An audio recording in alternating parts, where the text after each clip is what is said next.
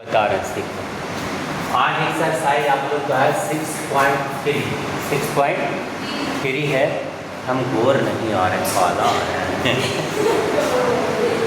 कहना बताइए कि गेट खोलो तो गेट खोलो। चल देखो, चलिए क्वेश्चन है कि दिए गए त्रिभुज के युग में कौन सा युग समरूप है और समरूपता कसौटी का मतलब चार को बताए हैं।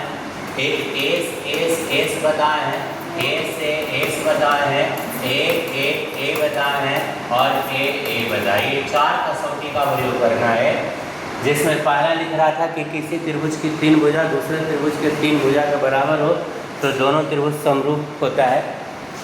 दो भुजा का अनुपात और एक कोण बराबर हो, इसमें तीनों कोण बराबर होना चाहिए, दो कोण बराबर है तो समरूप होगा। तो इसी के आधार पर कुछ क्वेश्चन है, देखिए क्या पहला समरूप होगा। ये दोनों फिगर है, त्रिभुज है, ये दोनों समरूप होगा। जो देखिए 60 डिग्री कोण ए है, कोण पी है तो समरूप हो गया। यदि 80 40 तीनों कोण बराबर है, अगर तीनों कोण बराबर है तो ये दोनों समरूप होगा। तो क्वेश्चन कर रहा है कि अगर समरूप हो तो जिस कसौटी का प्रयोग है उत्तर दीजिए तथा साथ ही समरूप त्रिभुज के सांकेतिक रूप में लिखें। दोनों चीज लिखना है। यहाँ तीनों कोण बराबर है, ए बराबर पी है, ए बराबर पी है, बी बराबर क्यू है और सी बराबर आर है। तो तीन कोण बराबर है तो दोनों त्रिभुज समरूप होगा। किससे होगा हुआ?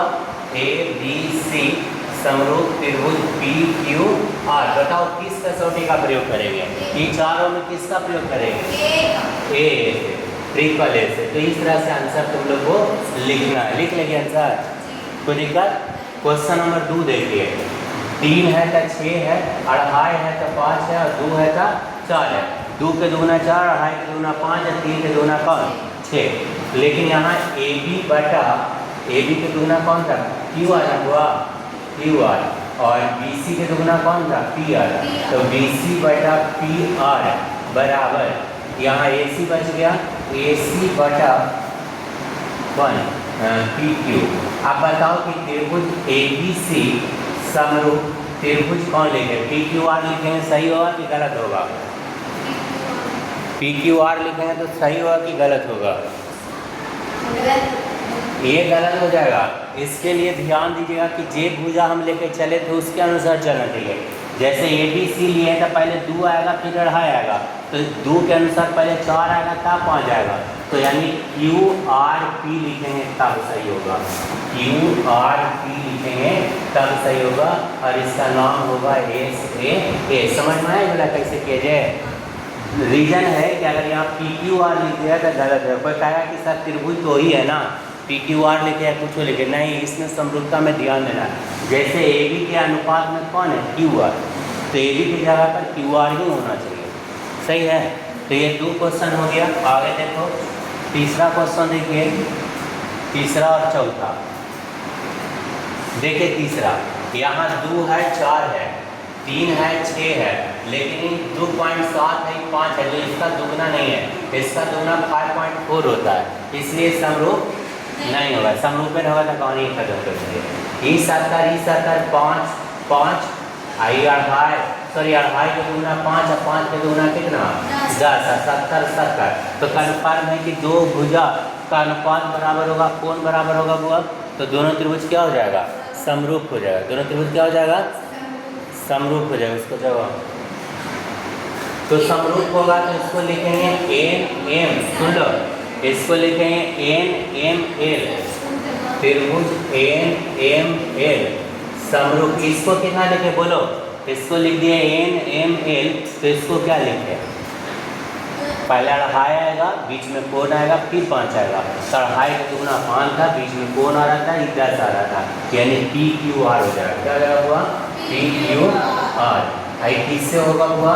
ए से, यानी दो भुजा का अनुपात बराबर है, एक कोण बराबर है, तो ए से दोनों क्या हो जाएगा? समरूप हो जाएगा। कोई दिक्कत? यहाँ देखिए ये 3 है, ये 6 है, ये 2.5 है, ये 5 है। अब देखिए यहाँ पर ये दोनों समरूप काहे होगा? कि दो भुजा से बनने वाली कोण मेरा 80 है, लेकिन ये दोनों से भुजा से ये बना, अगर ये 80 रहता तो समरूप होता। ये 80 में से कोई फायदा हमें नहीं है, इसलिए समरूप नहीं होगा। काय हुआ ना, जो समझ में आ गया? देखिए इसमें दो भुजा उसके अंतर्गत कोण था, दो भुजा उसके अंतर्गत कोण था। यहाँ दो भुजा उसके अंतर्गत कोण ना रहने का भी समरूप नहीं हुआ। यहाँ देखिए इस 70 50 का 150 तो बाकी बच गया कितना 30, इस 80 30 तो बाकी बचेगा कितना 70, 80 या 30 से 110 ना, तो 70 बच गया। तो देखो 80 80 बराबर है 70, 70 बराबर है 30, 30 बराबर है, इसलिए दोनों त्रिभुज क्या हो जाएगा समरूप, ट्रिपल है। कोई दिक्कत किसी को? तो ये पहला हो गया। अब उसके बाद दूसरा भी देख लीजिए, कुछ क्वेश्चन है। दूसरा क्वेश्चन है, अब इसको सीखना भी है। चलिए दूसरा क्वेश्चन कह रहा है आकृति 6.35 3.5 बनाइए आकृति हुआ ODC। देखो ये त्रिभुज समरूप है ODC ये त्रिभुज, और OBA देखो ये इधर से ऐसे गया है और ये इधर से इधर आया और ये दोनों समरूप है। क्या हुआ समरूप है।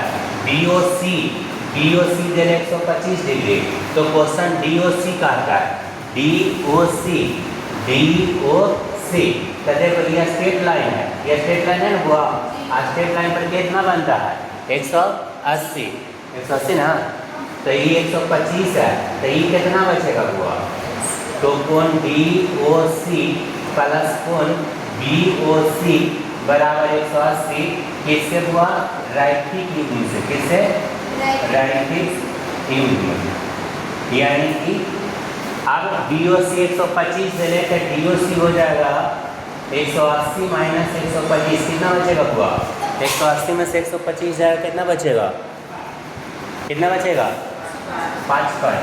तो इसका नाम कितना हो गया 55, क्या डिग्री हो गया 55 डिग्री, ये हो गया 55 डिग्री। अब अगला कहता है DCO।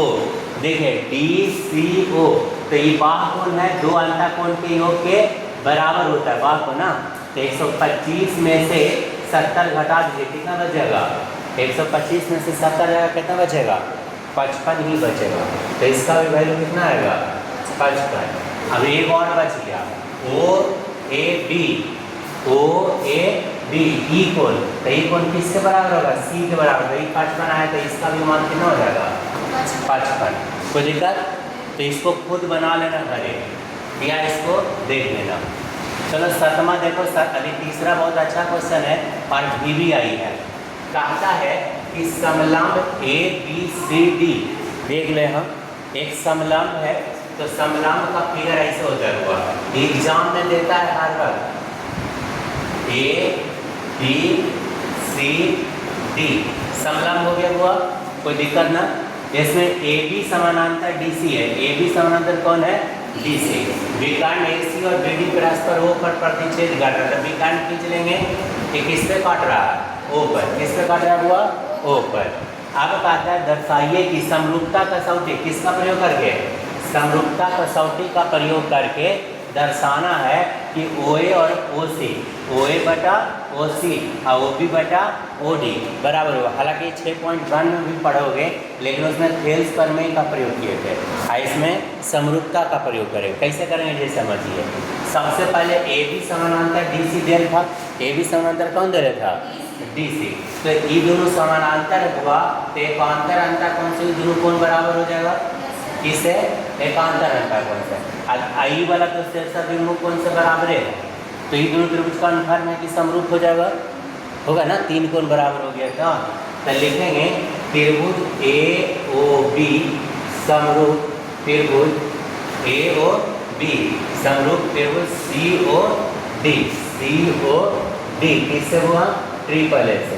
आप अलग अलग दिखा सकते हो, लेकिन इससे हम लिख दिए। कैसे लिखे ये सुन लो, ये दोनों समानांतर है, समानांतर है तो कन्फर्म है कि एकांतर है, तो ये दोनों कोण बराबर हो जाएगा हुआ, इसके बराबर ही हो जाएगा, इसके बराबर ही हो जाएगा, इससे अभिमुख कोण से बराबर है। अब किसी त्रिभुज के तीन कोण दूसरे त्रिभुज के तीन कोण के बराबर हो तो दोनों त्रिभुज समरूप होता है, पढ़ाए हैं, इसलिए हम समरूपता का शब्द लिख दिए। कोई दिक्कत? अगर आपको ज़्यादा इच्छा है तो आप लिख सकते हैं इसे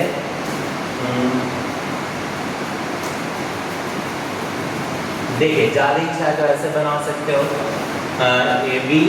AOB और त्रिभुज COD डी में। इसमें क्या करना है कि कोण ए बराबर कोण सी लिख देना है, कोण बी बराबर कोण डी लिख देना है। किससे हुआ? एकांतर कोण से। किससे हुआ? एकांतर कोण से। और दुइयों कोण रहता है तो समरूप हो जाता है, इसलिए त्रिभुज एओबी समरूप त्रिभुज सीओडी किससे हुआ? ए से। इसमें हम दो कोण का जिक्र किए, तीनों कोण के लिखे नहीं। अगर एओबी और सीओडी लिखते तो ठीक था। अब देखो जब समरूप हो गया तो संगत भुजा का अनुपात बराबर होगा। संगत भुजा का अनुपात क्या होगा? पहला दूसरा कौन चीज है? एओ, तो एओ बटा इसका पहला दूसरा कौन चीज है? सीओ, इसका पहला दूसरा कौन चीज है? ओबी, अब बटा क्या है? ओडी। लाना क्या था? यही ना लाना था, प्रूव हो गया। तो इस मेथड से हल्का है, तो इस मेथड से हार्ड है। क्या ये समझ में आया? क्वेश्चन नंबर 4 का था 6.36। फिगर पहले हुआ 6.36। इसमें पी क्यू आर बटा एस क्यू, क्यू आर बटा क्यू आर, ये पूरा क्यू आर पर हुआ बटा क्यू एस इतना तक है। और क्यू टी पूरा हुआ बटा पी आर की वाला, ये है ना पी आर बराबर दिले है। और कोण एक बराबर कोण दो दिले, कोण एक बराबर कोण दो दिले, तो दर्शाना कि पी क्यू एस, देख रहे हो पी क्यू एस ई वाला त्रिभुज और टी क्यू आर दोनों समरूप होगा। क्या होगा? समरूप होगा। देखो इसको हम समझा देते हैं, आप लोग ध्यान दीजिएगा। त्रिभुज पी क्यू आर में देख रहे हो, पी क्यू आर में कोण एक बराबर कोण दो पहले से दिले है, कोण एक बराबर कोण दो पहले से दिया हुआ है। कोण एक और कोण दो क्या है? बराबर है। अब आगे चलते हैं। अब आप लोग पढ़े हैं कि किसी त्रिभुज में दो कोण बराबर हो तो उसके सम्मुख भुजा बराबर होता है। यहाँ ध्यान दो, दो कोण बराबर है तो उसके सम्मुख कोण क्या होता है? सम्मुख भुजा क्या होता है? बराबर होता है।